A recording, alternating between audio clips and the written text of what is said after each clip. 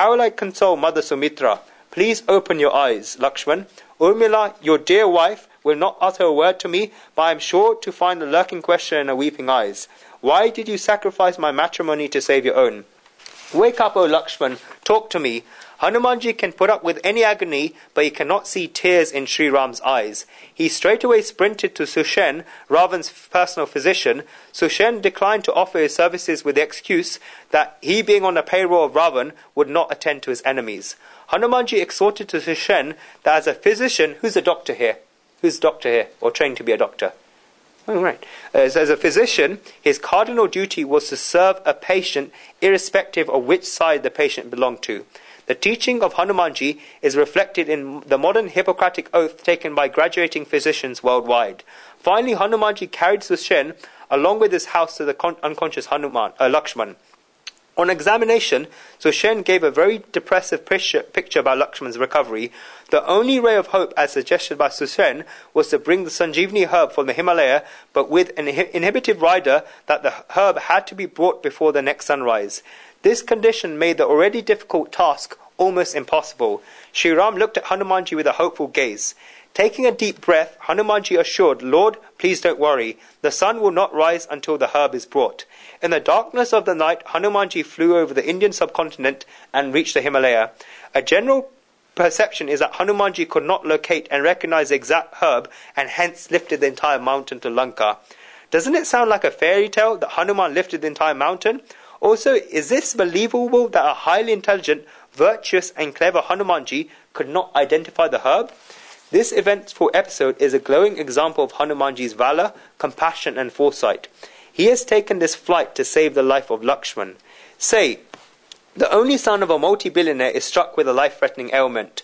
The best doctors in a well-equipped state-of-the-art hospital are struggling to save his life. They realize that the only possibility is to get some specific and very expensive injections from abroad within 12 hours. The rich father would immediately call his aide in a foreign country, ask him to fly back with those injections. The supply arrives just on time, and the doctors could save the precious life of the son. But just imagine, what happens when the common man is struck with this disease? Firstly, doctors would not even dare suggest the injections, knowing well that the patient just cannot afford it, leave alone airlifting them back home. But if they were readily available, the poor person's life would be saved. Hanumanji's compassion for the common soldiers made him bring back the entire mountain. He thought that the war might last longer and the other soldiers would perhaps need similar treatment. It was prudent of him to bring the entire supply of not just sanjeevani but other herbs too, so that many lives could be saved. Hence he airlifted the entire mountain to Lanka. It is pertinent to learn about another fact as to why we offer oil only to Hanumanji and not to any other deity. This tradition has its roots in the following instant. On his way back to Lanka in the wee hours, Hanumanji, while carrying the mountain, was flying over Ayodhya.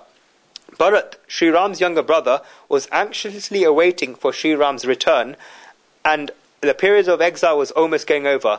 Bharat, on spotting Hanumanji, mistook him to be a beast trying to obstruct Shri Ram's smooth return to Ayodhya.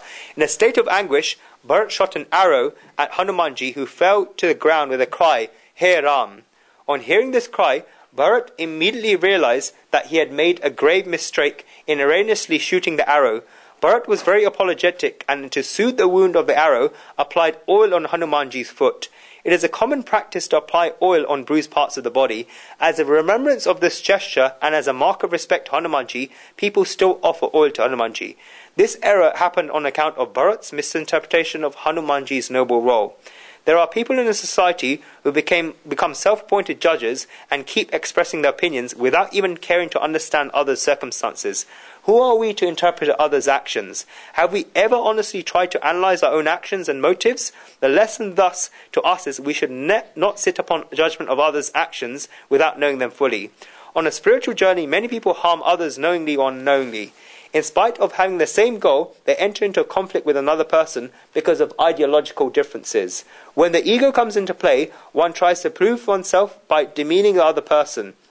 This self-righteous attitude balloons the ego further, digressing the seeker with his goal. Fortunately, Bharat was prompt enough to realize his mistake and control the damage without further delay. While others may not be as alert as Bharat and the ego prevents them from expressing apology, this is a root cause of conflicts amongst various religious sects. Offering oil to Hanumanji constantly reminds us to be free from such a holier-than-thou attitude towards people from different faiths. If at all such an event takes place, our ego should not come in the way to express an apology and correct our mistake. The purpose is to pursue the highest spiritual goal in a united way. The management principle of this is that individual ego, opinion, or emotions should never come in achieving the common goal of an organization. One does not belittle oneself by apologizing, rather one rises up in others' esteem. Also, humility is a bond that reduces bitterness and strongly unites people of different thoughts and opinions. Let's go into chaupai number 12.